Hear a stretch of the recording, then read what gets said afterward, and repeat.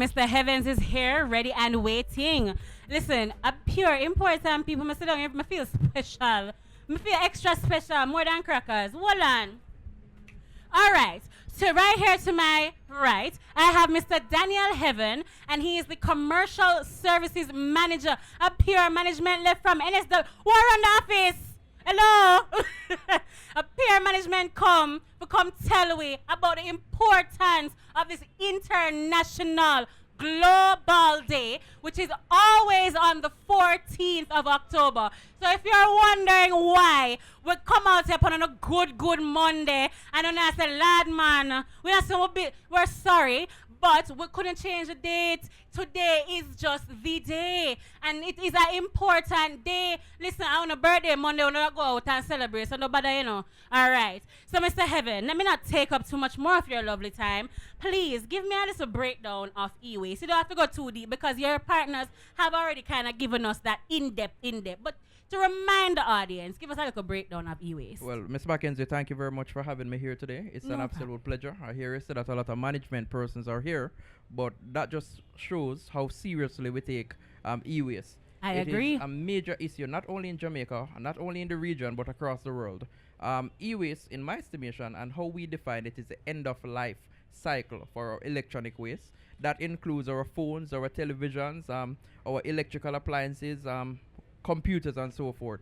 What we're asking though is that persons take more responsibility for their e-waste when it comes to the end of life cycle. The truth about it is that we must first know how to define the end of life cycle, because not all needs to be disposed of. Some of them can be recycled, some of them can be reused. In fact, there's a lot of value in electronic waste. I was in Japan just a few weeks ago. Konnichiwa, hajimashite, watashi wa Shakoni Mackenzie desu, yoroshiku. Onegashimasu. Hi.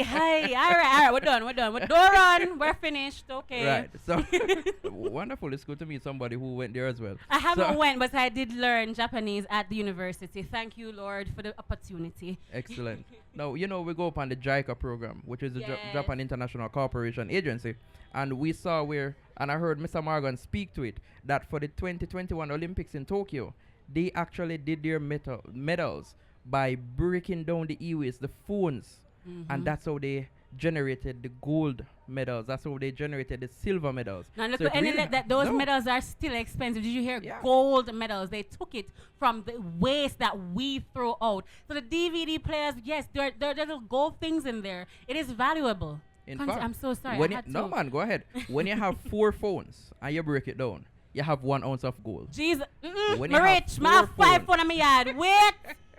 Let me do the maths. Yeah, continue, so sir. My maths out. It goes to speak about the importance of e-waste, not only when we have our phones, but when it comes to the end of life cycle. And that's pretty much all I want to say about e-waste. Most of the other good stuff have been said, but I just want persons to value it.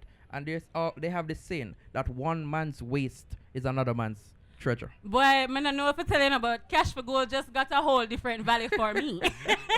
So, Cash for Gold gentlemen out there, I'll be coming to you in the week. Make sure I have money ready, because Mr. Heavens just gave me the level up in life.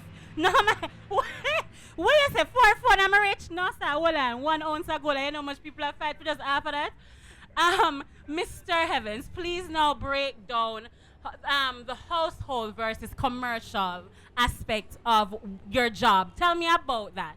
Right. So when it comes to the e-waste, we don't want to deter persons from disposing of their garbage, especially the e-waste. So what we do at the NSWMA is, if you come to the authority as a resident, as a household, with about 5 phones, maybe about 3 laptops, 2 phones, maybe you bring a monitor, you can leave that with us for free.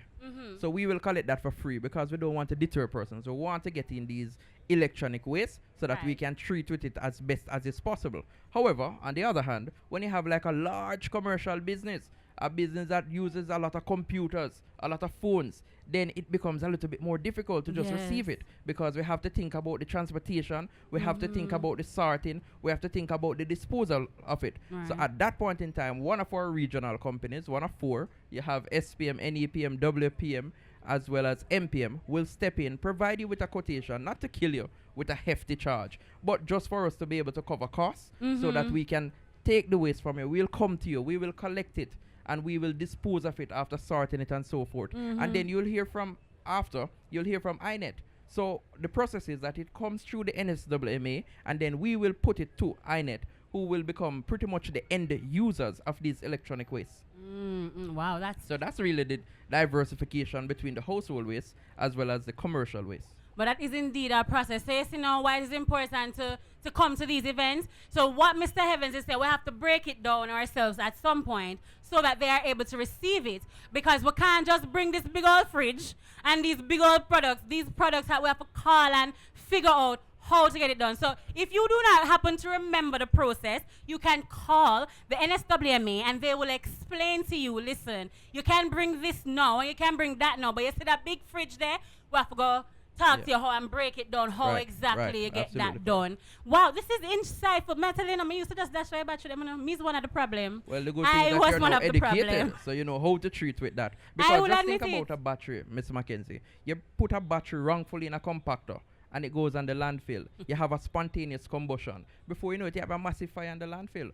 Us treating with the electronic waste prevents all of that. It saves the taxpayers a lot of money, and it also improves the air quality because you don't have this fire that is affecting persons all across the region sometimes and across the country when you look at the other disposal sites. I don't remember if it's Mr. Morgan was saying it or Mr. Gordon, but they were saying to me that one dege phone battery, one of the trucks happened to roll over right, on the site when they were releasing the garbage from the truck. And one little fire, and that one little fire was so hard to put out because these chemicals are a bit different than gas that we are used to and we are accustomed to gas. If we start a little gas fire, we said, all right, that's dirt, water, we know how to control that. We have been educated so by the fire department, but when these e-waste technology things get out of hand, we don't know what to do. Yeah. We honestly don't. Not to mention when we throw it in the waters out there in the oceans. Not saying we guilty, but we know that it happens. So we know it happens. You need to go tell somebody to help fix it, Jesus. We gotta fix it. Amen. All right. Mr. Heavens, I believe that was how do we improve or manage the end process? I remember saying that you saying that you really wanted to talk about the end process and the management of it. Please tell me more. Break that down for me. Well, absolutely. So when it comes to e-waste, persons have the phone, we use it, it's valuable. When it drops and the screen breaks and it's no longer functional, then it becomes a burden to us. Now, the truth about it is that us as end users or consumers, we can't really treat with a phone that contains lead, contains mercury, contains other different chemicals in it. What I want to say is that we must, in Jamaica, enforce some form of extended producer's responsibility. Whereas whenever persons are manufacturing these phones, they take some responsibility for it. So maybe they'll factor in it at the beginning of the sale to say, when you finish with it, bring it back to us so we can dispose of it, because us as consumers simply cannot deal with mercury and lead.